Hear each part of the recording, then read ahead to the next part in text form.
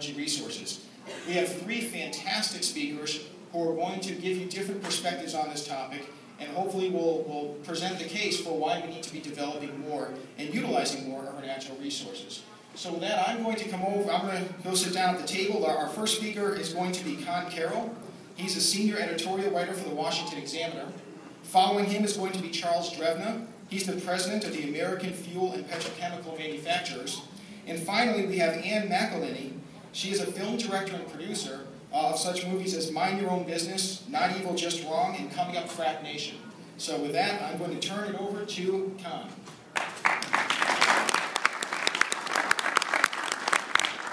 Thank you. I thought I was going to be bad at cleanup, but I'll go lead off instead. That's not a problem.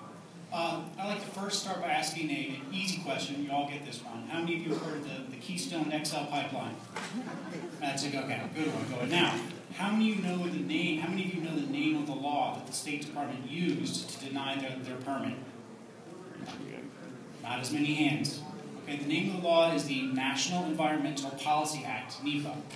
This is an act that was passed by Richard Nixon in 1970, or signed by Richard Nixon in 1970. And it has become the weapon of choice that environmentalists use to block energy projects of all kinds, exploration, production, transportation, but it is continuously ignored by the conservative movement. The fact that you guys don't even know the name of the law shows how deficient our information is on this. What NEPA does is that it sets up a process that the government has to go through when it's, before it can do any federal action. And when I say any federal action, I mean any federal action. So, for example, there was a Jesus statue in Montana, and there was a group, the Knights of Columbus, wanted to refurbish it. So the National Park Service had to give them a permit to do this. And an atheist group sued to stop them. And the law they sued to stop this Jesus statue was NEPA. You'll be happy to know that the Forest Service determined that Jesus does not have any significant environmental impact, and they were able to go ahead and keep the statue. But that just shows you kind of the scope of what this law does. The reason why it's so powerful, why it is such an easy weapon for the environmentalists to use, is because of the citizen suit provision. Basically, anybody who can point to some type of harm from action of the federal government, which after the global warming decision is pretty much everyone, can sue in federal court to stop any action from going forward.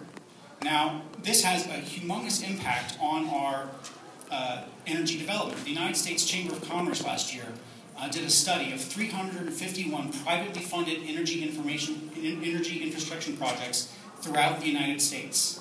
And these were all projects that were either delayed or canceled because of permitting problems. The vast majority of those permitting problems came from NEPA.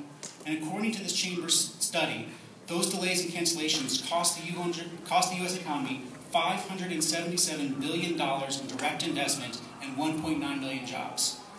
That's not a cent of government money. That was all private money going into trying to develop projects like gas wells in Utah or oil wells in Louisiana. But because of the delay in this process, these projects were delayed, causing upwards of $500 billion of damage to the economy every year. Now, it's not like Republicans in Congress haven't done anything on this issue. When you go back to the stimulus project in 2009, Senator Barrasso from Wyoming introduced an amendment to exempt all stimulus projects from NEPA's requirements. You would think the Democrats would be for this, right? They want jobs definitely. They want to prove that the stimulus worked. But the environmentalists went crazy. The Democrats shot down this amendment. So fast forward 2 years later, and you have Barack Obama, laughing with his jobs group, saying that shovel-ready wasn't as shovel-ready as we thought it was.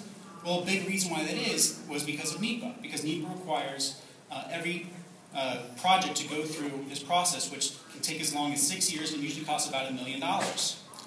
So just recently, the House of Representatives is debating a transportation bill, a highway funding bill. And they actually do have some good NEPA reforms in there. They shorten the amount of time that anybody can sue, they exempt a whole bunch of projects, and they make it easier to classify projects within a categorical exclusion, basically saying that they have no environmental impact. But the problem is they only applied it to federally funded highway transportation projects. There's no comprehensive movement, there's no comprehensive push to reform the law itself. So nothing would be done for any of these energy projects that I've been talking about. They're still stuck under the same problems, the same NEPA framework. So this is an issue that conservatives need to pay more attention to. This is a law that when people talk about, hey, we need to attack the EPA, well, EPA plays a big role in this. EPA will put together a report for every NEPA program. This is one of the underlying statutes that conservatives need to know about, that need to be on the top of their list if they want to develop our energy. Thank you so much, Conn. Charles. Good afternoon, everyone. Thanks for having me. Just a little bit of definition. I represent the American Fuel and Petrochemical Manufacturers, the association formerly known as the National Petrochemical and Refiners Association. We changed our name about 3 or 4 weeks ago. Actually, we started doing it a year ago, so don't ever try to change your name. It's more hassle than it's really worth sometimes. But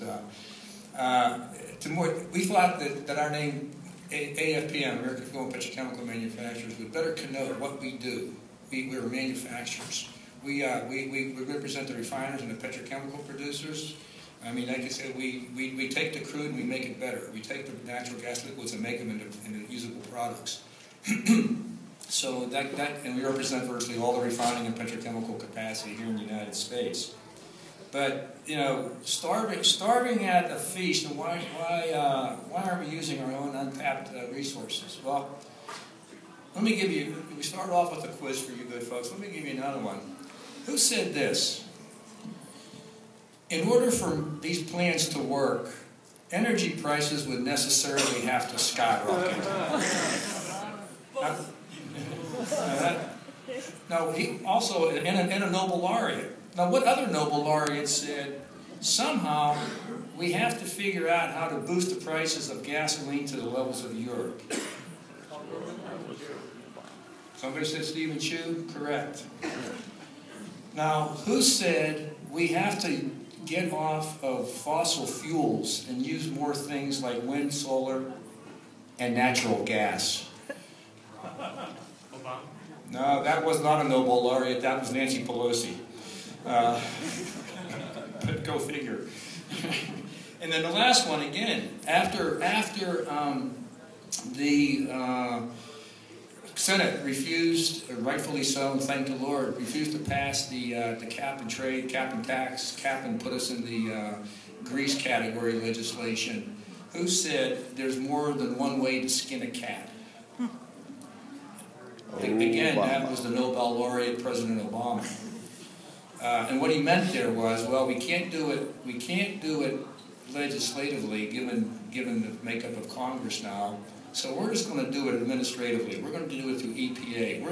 We're going to not only be the executive branch and the regulatory branch. We're going to assume the role of the legislative branch. Pretty soon, the judiciary, I would opine. So it's not. Why aren't we doing it? Why are we starving at the feast? Because that's the intent of this administration. That's the intent of some of the members, a lot of members of Congress. There is no question, in our opinion, that the administration came in here with an anti-fossil fuel agenda. Now that may be good if you want to transform into the age of the Jetsons, if you have something to transform to. But what's going to happen if these policies continue down this road, and if enacted, you're going to drive us back to the age of the Flintstones. And the constant barrage of anti-fossil fuel, the Keystone Pipeline is just a symbol of the total mindset of this administration. It's 700,000 barrels a day of crude oil to go to refineries in the Gulf Coast to be shipped to make products here for American consumers, also to make products, finished products to be used for export. Win, win, win. 20,000 jobs immediately, 100,000 or so jobs down the pike. And what's her name from Illinois? Jan Schakowsky, who poo-pooed it. It's only 20,000 jobs. That's the mindset. Okay, that's another quote, really. It's only 20,000 jobs.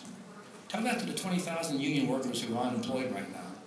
So the theory is, look, we are in the battle royal, not only in the petrochemical and refining industry, which we are, because I hope we'll get to the Q&A, we can start talking about some of the programs that we're facing. But this nation is in a battle. Consumers are in a battle.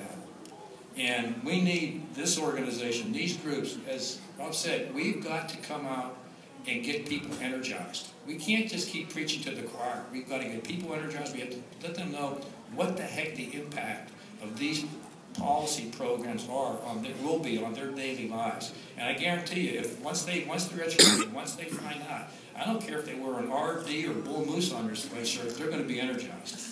Thanks.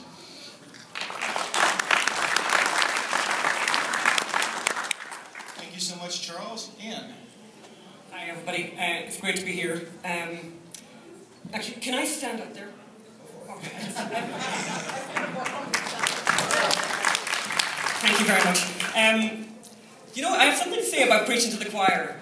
The choir need practice.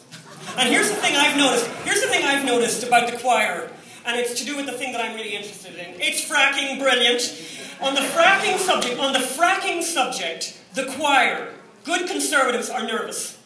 They've been scared by people telling lies. It is incredibly important that we tell this story right. And that's why everyone in this room is going to send me at least $1 and become an executive producer on Frack Nation, which is a very, very powerful, untold story of what this fracking thing means to America. This is an amazing moment for people. It is incredible to meet people in upstate New York, farmers who are not able to hang on to the family farm because of elites from New York who have come in, who have told lies and taken away an extraordinary opportunity for people living in counties where the average salary is less than $20,000 a year. How dare they? And I met someone today who I nearly slapped. Because I'll tell you, and you know something, yeah, that's why I'll tell you one thing. You know, the choir need a shake-up. I'm not impressed with the choir. The choir have forgotten what the message is all about. I met a guy up there wearing a CPAC badge saying to me, you know, there's all kinds of truth. You know something? That's a lie. That's a lie. There's all kinds of opinion. There's all kinds of opinion. There isn't all kinds of truth. There's just the truth. And this is a black and white issue. This is a black and white issue. My energy policy is cold beer and dishwashers. I don't know what yours is, but my energy policy is about cold beer and dishwashers, and I can tell you, for people in Africa, it's a life and death issue. This matters. Just tell the truth, Josh Fox. Do not lie about fracking. Don't lie. If there's something scary, let's all be involved. Let's all be involved and let's find a solution. But stop with your anti-fossil fuel rants. You're loving the fossil fuels, Josh Fox. They're all loving them. Nancy Pelosi is loving it. She loves it. She can't be pulled out of that private jet. They all love it. Al Gore loves it. They all love it. They all love it. They're just liars. That's all. They're just lying. They pretend that their life is powered by solar panels. It's not powered by solar panels. It's not powered by solar panels, and it's not powered by windmills. And I said this morning, and it's really important that people ask themselves, tell me about your energy policy, and what are you going to fight for? Because if you don't fight for this, you can bet your life on it, the lights will go out. The lights will go out, and you're to blame. And you're to blame for the fact that Obama's in the White House, nobody else. I mean, I'm sorry. I mean, really, people took their eye off the ball. The choir need practice. Everything that's beautiful about this country, and by God, there's an awful lot to be beautiful here. Everything is about fossil fuels. It's all about the fossil fuels. The Getty Museum in Los Angeles, which I have been to, I'm living in Los Angeles, right in the center of the insanity. The Getty Museum, it's from oil! That's where the art came from. You go to New York City to the Lincoln Center, it's from oil! That's where the beauty comes from. That's where the art comes from. That's where everything that's lovely, that we take for granted, comes from. Someone digging a hole in the ground and taking out coal, and taking out natural gas, and taking out oil, and it's local, and it's indigenous, and it's organic, and it's ours. And don't let them take it away from you. This is the most important story. Nothing is more important than this. There is nothing more important than this.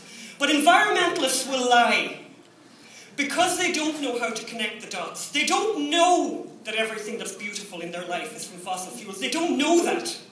They don't know that their electric car is powered by coal. They don't know that. But it's the truth. The truth is that their life is powered by fossil fuels. And what has happened here, and tell me when to sit down. What has happened here with the fracking, it's like, and I strenuously believe this. My God, this is an exceptional land. And you've been lucky, and you've been lucky, and you've been lucky, and then you get just more lucky all the time. And for the people of North Dakota, who I just think, I haven't been there, and I'm going to North Dakota, God bless the people of North Dakota, the 4th largest OPEC country in the world. And that wasn't the case 4 years ago.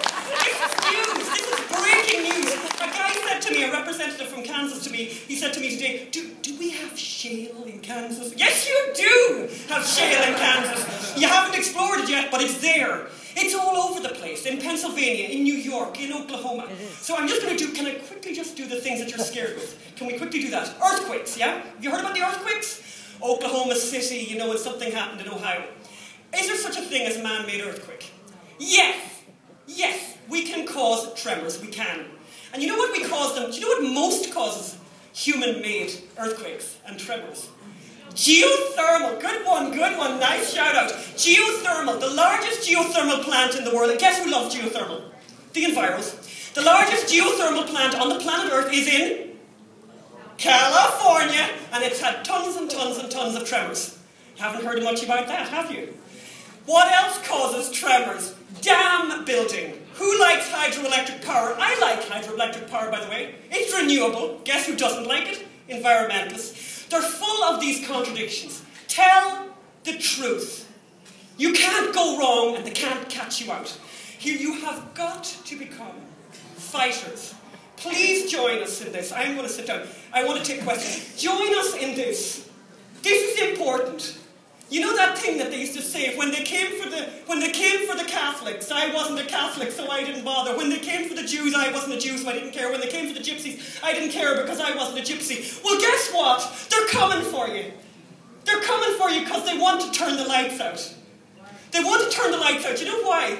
They hate ordinary people having the stuff that they have. They hate that. They hate Walmart. Because in Walmart you can get a kid to have a complete ski outfit for $10, and they hate those kids. They hate seeing those kids on their ski slopes. This is about elitism. This is about elitism. This is about elitism. I go to Costco. I swear to God, I break into song in Costco. $3 for a pound. $3 for a pound of Dover sole. Don't tell me you can't feed people in America. You've got to hang on to this, guys. You've got to fight for this, and you haven't. You haven't. The people at CPAC haven't. And guess what happens when they don't fight for this stuff? Thank you.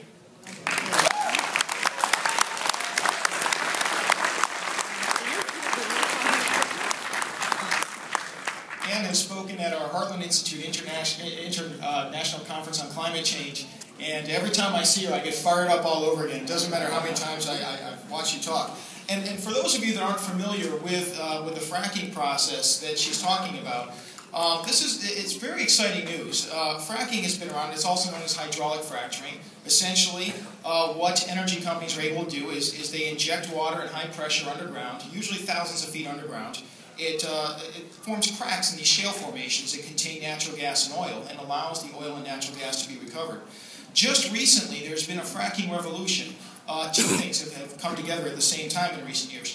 Number one is that we found all sorts of new deposits, or newly discovered deposits of oil and natural gas in shale formations. At the same time, we've had tremendous advances in fracking technology, so we can recover this very economically. As a result, natural gas, which used to be fairly expensive, is now extremely inexpensive. It's rivaling coal. It actually dipped below coal in terms of costs just recently, and is hanging right about the same price right now. This is giving us a tremendous new natural resource to tap. We have hundreds of years of natural gas supply now due to fracking technology. Also in North Dakota, Ann mentioned North Dakota, the Bakken Formation is oil shale. And as a result of that, it's really interesting. On federal lands, 60% of the federal lands that have the potential for oil and natural gas recovery are ruled entirely off limits by the feds. And then another 30% are shackled with severe restrictions above and beyond the normal environmental restrictions. Less than 10% of federal lands just has to go through the mere ordinary environmental and other procedures in order to have recovery. The Bakken Formation, the oil in North Dakota, is primarily on private land, and therefore the feds can't, they have a harder time shackling it up. As a result, in North Dakota, unemployment is 3% and has been for quite some time. People come out of high school and they have six-figure jobs to work the oil fields. This is what we're missing out on. And now what's happened is back a decade ago, the same folks that are railing against oil and coal, they loved natural gas. When it was too expensive, they wanted to get the economy on this. Now that it's inexpensive, and natural gas does emit far less pollutants than coal, between 80 and 100% fewer. That's how the emissions are cut typically for the 6 principal pollutants tracked by EPA. Now they're all against it because it's inexpensive and people can use it.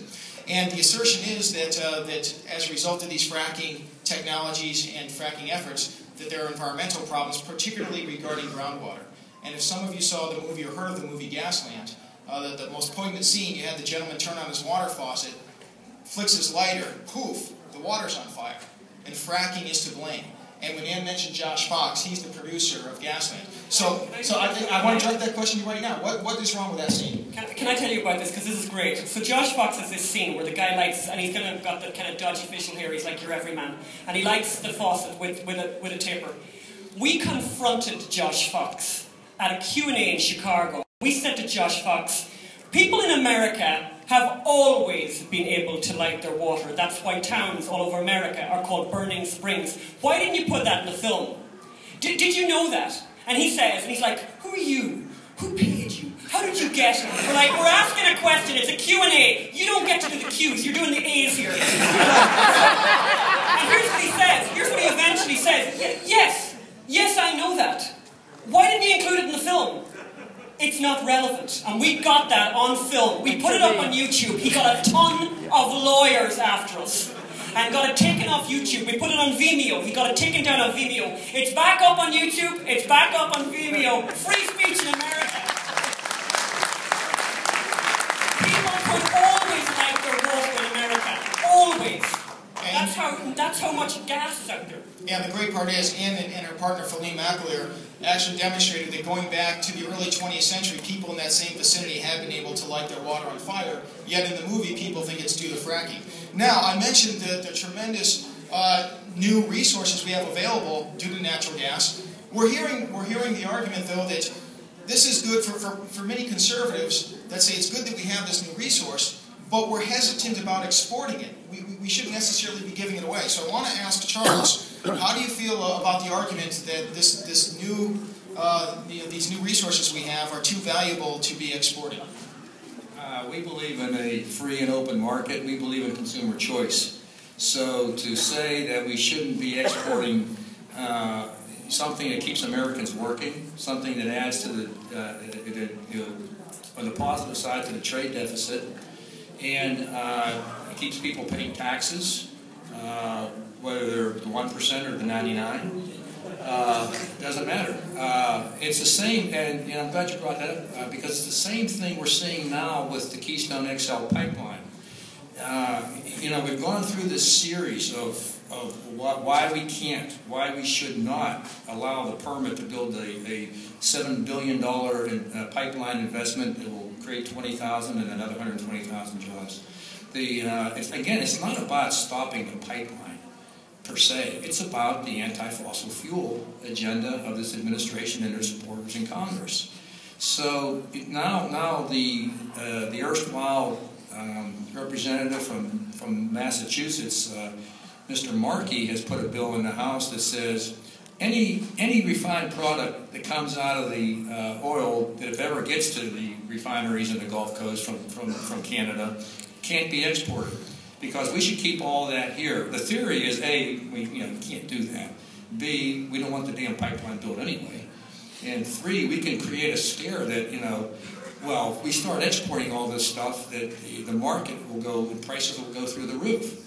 Well, my response to that and to the natural gas lies are that we wouldn't stop GM or Ford from exporting automobiles, because that's a good thing. It keeps Americans working and paying taxes and adds to the trade imbalance on the positive side. We wouldn't stop Whirlpool from shipping washing machines and refrigerators overseas. And we surely wouldn't stop the corn farmers from exporting corn and other grains. Why would we stop refined products from going? Well, I guess the same thing that Ann got from Mr. Fox was, duh. So again, you have to look at the agenda. It's not about a particular water aquifer in Nebraska. It goes way beyond that. We mentioned earlier about the environmentalists and their propensity at one time for natural gas, and you got to give these folks credit. They're persistent and they're patient. They looked at natural gas in 2000 production, U.S. production, 2000, 2001, 2002, 2003, 2004, all the way down. And then the light bulb went on. It said, you know what? We don't like natural gas, but gee, what will happen if we can target coal and say we have to get rid of coal by using natural gas? And they're looking at the same bar graphs that we are, and it says, supply, demand, it keeps going south, the supply keeps going south, the demand will increase, voila. All this other stuff that the administration and their allies are trying to foist on the American public, renewables, whether it's corn ethanol, cellulosic ethanol that doesn't exist, biodiesel, sun, wind, whatever. Those will become, as Stephen Chu said, those will become competitive with oil and gas. Well, a funny thing happened on the way to that party. We found the shale, and we found not only hydraulic fracturing, but horizontal drilling, and voila, 2007, 2008, 2009, 2010, all the way on up. We are not an energy-poor country, people. We've been browbeaten since the 60s into believing we're an energy-poor country. We are an energy-rich country. What we lack is the political will to harness those resources. It's interesting in that the argument is made, and I think many conservatives are afraid to take it on, that we shouldn't be exporting such a valuable commodity. But for the oil that's produced in North Dakota, they're not consuming it all in North Dakota. And look what's happening to their economy. They have unemployment of 3%. Texas, as Governor Rick Perry was fond of mentioning, during the recession, 40% of the jobs created in this nation were created in Texas. And Texas leads the nation in oil and natural gas production. And then, of course, you can ask any Saudi citizen if they have any complaints about their nation exporting oil, and I don't think you're going to find many complaints. So it's not just having cheap gas; it's the production of a resource and then exporting it, selling it domestically and into foreign nations. It does create tremendous wealth. Conn, you mentioned NEPA, and what jumps out at me when we talk about NEPA and other environmental restrictions is that these aren't new creatures of the Obama administration. They've been around for quite some time. They've been alternately championed or tolerated by Republicans and Democrats alike. What can be done, what should be done to change the equation? Well, let me get to that in a second. But first, I want to comment on something Ann talked about, which is how much the liberals love the fossil fuel economy and how much it is important to them. Well, I don't know if you guys have known, but we're in a bit of an economic recovery, and it's been good news for the current occupant of the White House, Barack Obama. But here's the big, dirty secret about the Obama recovery. It's a fossil fuel recovery. This economy is growing because the fossil fuel industries are doing amazingly. If you Google Fred, just the name Fred, you will see one of the results is the St. Louis Federal Reserve Board. They have a great tool you can use there. You can go to their sites, go on the graphing page, and graph job growth since February 2009 by industry sector. You'll see government down a little bit. You'll see hospitality maybe up a little bit, 5%. You know what we see way up at 23% growth since February 2009? Mining and logging. That's the oil and gas extraction industry. The big driver of job growth in this recovery, in this Obama recovery, is fossil fuels. So when people tell you this is, the Obama recovery, no, the economy is recovering despite Obama, not because of Obama. It's because Republicans fought him on cap and trade. It's because Republicans stopped the EPA from regulating greenhouse gases. That is why this economy has been able to recover, because we have been able to extract and go back and get these fossil fuels, and our manufacturers, which are also doing better, are able to succeed because the prices are low. You know, it's not the auto industry did not come back because Obama forced GM to build the Chevy Volt. No one's buying the Chevy Volt, right? What was the #1 selling car in 2011? The Ford, not bailed out, the Ford F-150. That's a gas guzzler. That's what Americans want to drive. That's what we want to drive too. But as far as what conservatives can do to get people to change, just educate yourselves. This is a room of educated conservative activists, but no one had heard of NEPA before this. If no one knows about what the issues are, what the underlying laws are, what the underlying problems are, then you can't get excited about it. You can't get mad about it.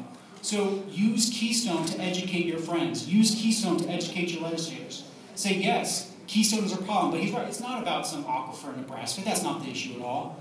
The issue is the larger legal framework that the environmentalist has perfected to shut down and try to stop the fossil fuel economy. Use Keystone to educate your conservative friends, and then we can start getting our candidates to pay attention about these issues, and we can start getting Congress to do something about it. So Conn, you mentioned the aquifer in Nebraska, and I'll just mention on our website at the Heartland Institute, we have a map where we show all the pipelines that are currently crisscrossing the aquifer, which haven't caused any problems, and of course the Keystone would use the newest and environmentally safest technology. But let me ask you this. President Obama just recently mentioned taking credit for this. I saw where he was celebrating the fact that we are now producing half as much oil as we use as a nation, and this was a cause for celebration.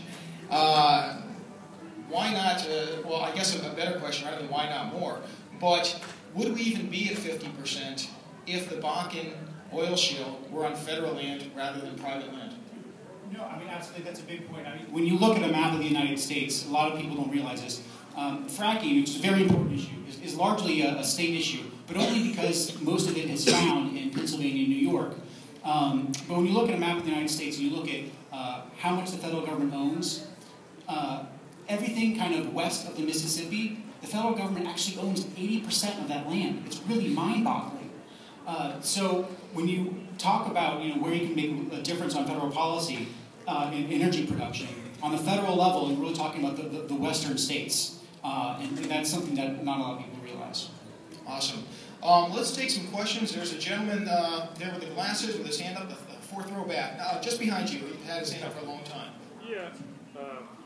I'm a little suspicious. Is it just environmental concerns, or is there another agenda going on here? Who would like to take it? I'd be more than happy to take that one. As I said, it's not environmental concerns with this administration. It's an off oil, off fossil fuels. Go to dilithium crystals or something, whatever they think they're going to do in Star Trek. But as Ann so eloquently and vehemently put it, what the heck else do we have right now?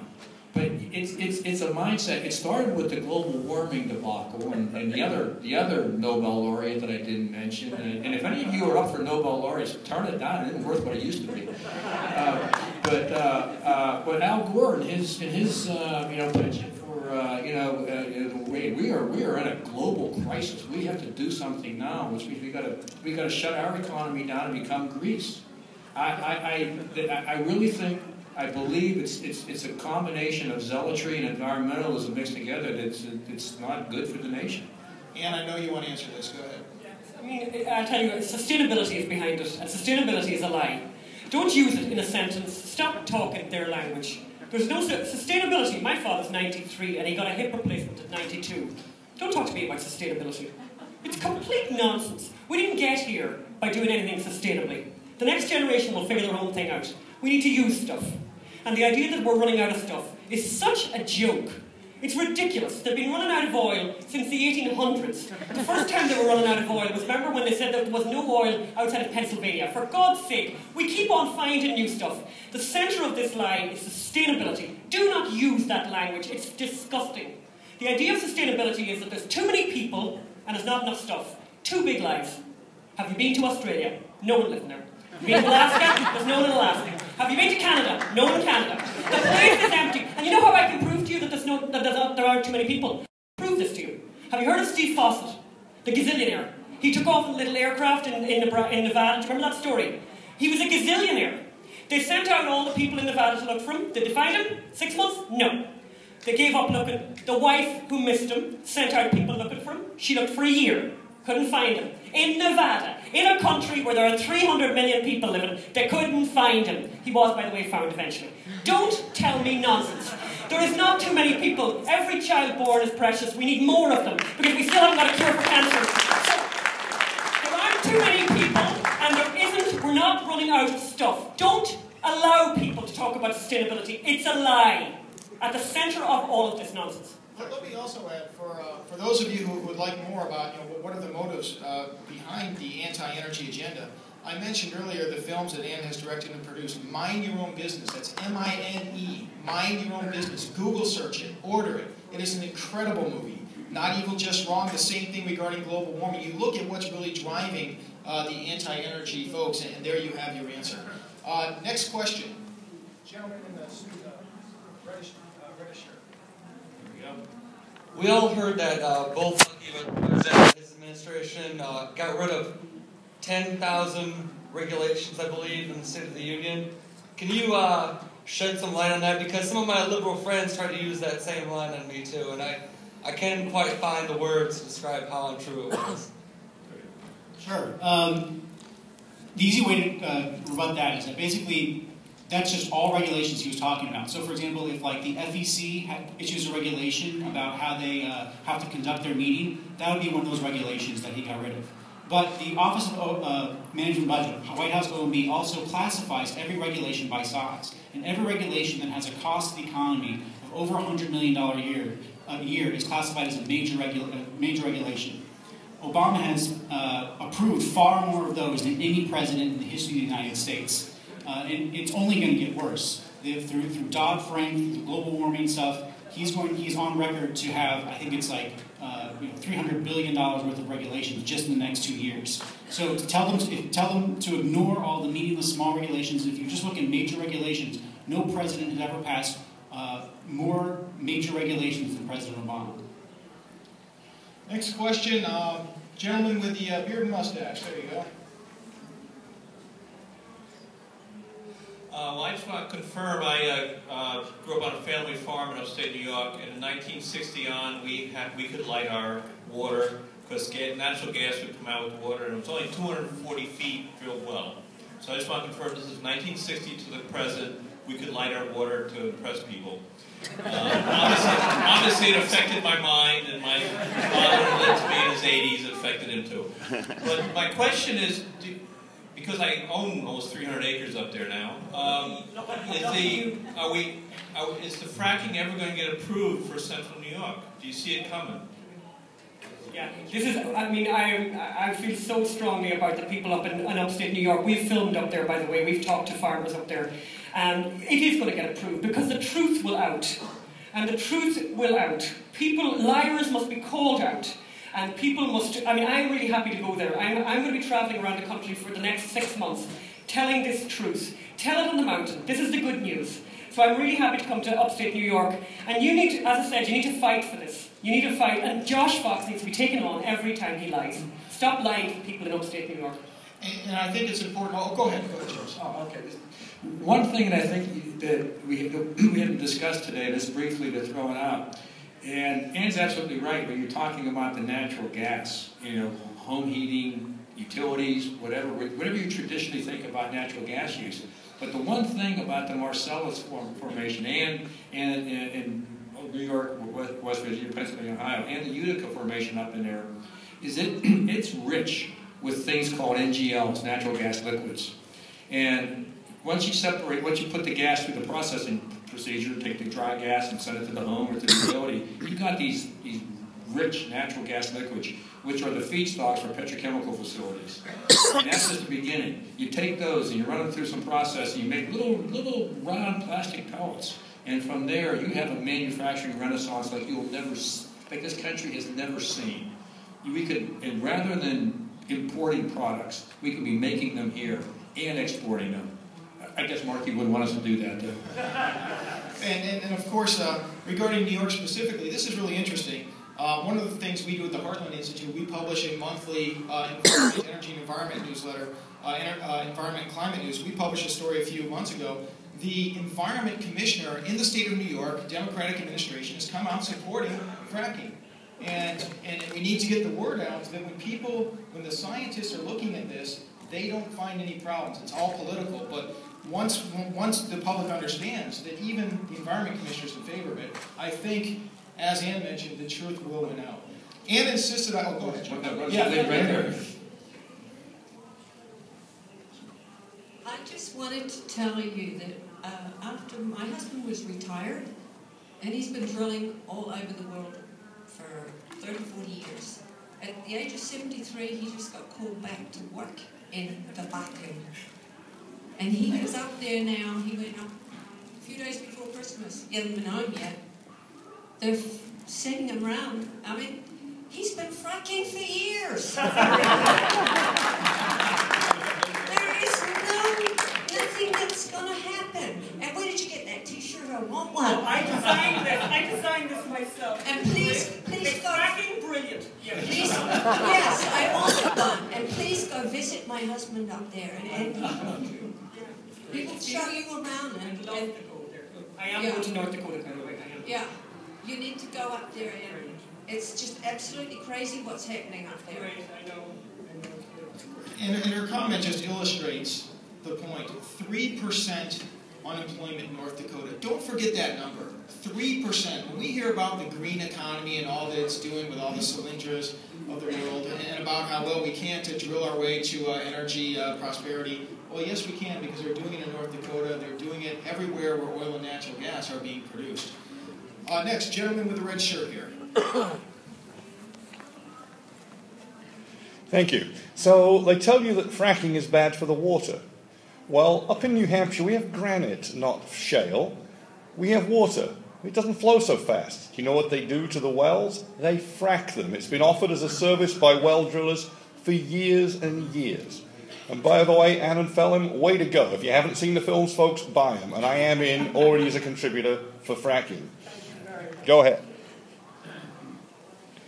Oh, thank you. And can I just quickly say, because I forgot to say it earlier, Facebook, Twitter, Ann McElhinney, Facebook, Frack Nation, Facebook, Frack Nation, Twitter, Frack Nation, everything. And by the way, if you say out there that you're not tweeting, it's unacceptable. It's unacceptable. I have gone around the country, I've met 80-year-olds saying, I'm too old for all that. No, you're not. Don't get over it. Get over your issues. You have got to go on Facebook, and people will call you names. Well, what's going to happen? You're going to fall to pieces? Get on Facebook. Get on Twitter. They can't control it. They can't control it, and they hate it. So annoy them, and be part of the conversation. And I want to note that state and federal environmental officials, regulators, they have drilled literally hundreds, probably thousands, but I know for sure at least hundreds of wells near fracking locations, looking for any signs of water pollution. They have yet to find a single one, no matter how hard they try. Now, can I quickly tell you the best one to quote? Lisa Jackson of the EPA, who hates oil and gas. She says she doesn't know of one case of water contamination from fracking. She doesn't. Right, and EPA now, there's the assertion that EPA found chemicals consistent with fracking in a couple wells in Wyoming. There are all sorts of problems with that assertion. Number one being that the chemicals are consistent with a whole bunch of other things as well. So when you hear that report, look it up. You can go to our website, the Heartland Institute. You can Google search it. Make sure you get the truth, and make sure that your friends and neighbors know the truth. Because it's very easy to hear what's on the evening news and accept it for gospel when in fact it's not true. Next question. Yes, sir. Black shirt. Hello. I was wondering if you've heard a talk from either economists or whatever about things like Pogovian taxes that we need that create an efficient market, because there's all these costs that are thrown onto other people not involved in the transaction. And I was wondering if you think the concept is completely illegitimate, or is it just it's being applied and exaggerated ridiculously? Well, the thing I'll tell you about taxes is that this industry employs, directly and indirectly, about 9.2 million people. And those people pay taxes. and the industry, the corporations pay taxes, and the people who they use as vendors pay taxes. So I'm not familiar with that particular term, but I think the best way for people to pay taxes is to have a job. And the best way to get a job in this country right now is to let the free market dictate where we should go, whether it's on energy policy.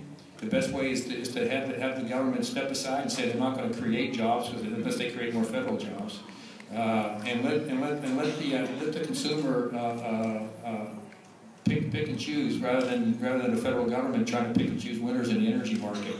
And they usually pick, anytime the federal government gets involved, they usually pick losers and losers. Go-in tax, and the idea is that you have an externality like pollution from a chemical factory, you tax that factory. The problem with that, in the larger energy sense, is that no one knows what the cost is. When people talk about go-in taxes, when the Conn talks about that, that assumes that people know what the damage from the other activity is. The damage from global warming isn't proved yet. Nobody knows what the damage is to consumers or anybody from global warming is. So you can't assign tax to it if you don't know what the damage is. Or you look at fracking. They haven't shown that there is any damage to fracking. So a tax to make up for that damage to whoever's being harmed, there's no harm to begin with. So it just makes no sense. You can't have a Hagovian tax that tries to equalize, tries to get an efficient outcome until you know what the economic damage is. And that information is just not there. Let me just add that in North Dakota they have a very energy-friendly tax system and tax rate, and yet because that tax system encourages, and their lack of oppressive regulations encourages energy production, they're getting so many revenues. They're putting funds away for the future, millions of dollars, for building new schools, they're improving their communities, and they're building a rainy day fund when the rest of the country can't pay its bills. Lady in the back corner who's had her hand up for quite some time.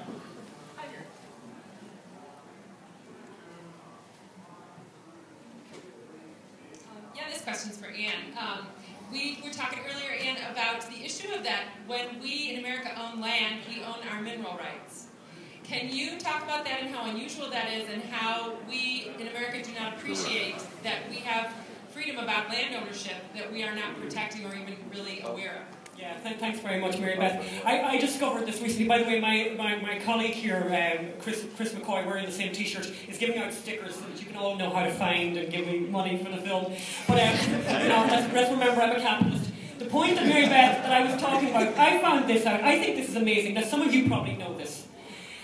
The United States of America is the only country on the planet Earth where if you own land, you also own the mineral rights underneath your feet. The only country on the planet Earth. Everywhere else, the Crown owns it, the government owns it, someone else owns it. I think if more Americans understood that the garden in front of your house, if something was to be found there, it's yours. There is no dispute about that, unless you've sold those rights. But you own that stuff. God, you've got to fight for that, because that is an extraordinary thing. And guess who'd love to take those mineral rights from you? Guess who would love to do that? And I think it's an incredibly unique thing. Don't tell me this country isn't exceptional. What nonsense. It's unbelievably exceptional. It's unbelievably unique. Just even that one point. Forgot, not even getting into the Costco thing. Gentlemen, stand up by the podium. I work for a mining company in Alaska. We don't have a mine yet, but we'd like to. One of the things that's been concerning me is the potential for the EPA to work outside the established regulatory processes to preemptively veto a project. And I'm wondering if you guys can speak to some of the agencies working outside of the established regulations that we have, without regard to how many new regulations they've passed. Well, I don't know exactly what you're talking about. I know some of the tactics they will use. One common tactic that environmental groups will use, especially when they're working with an administration, is through the litigation process. So you'll have someone like the Sierra Club sue the Interior Department to stop some type of project or stop some mining in Alaska. And then outside of NEPA, outside of the regular permitting process, they will then sign a consent decree which will bind them and future administrations to say, okay, we will forgive your claims, and then we, the federal government, will agree never to mine this area.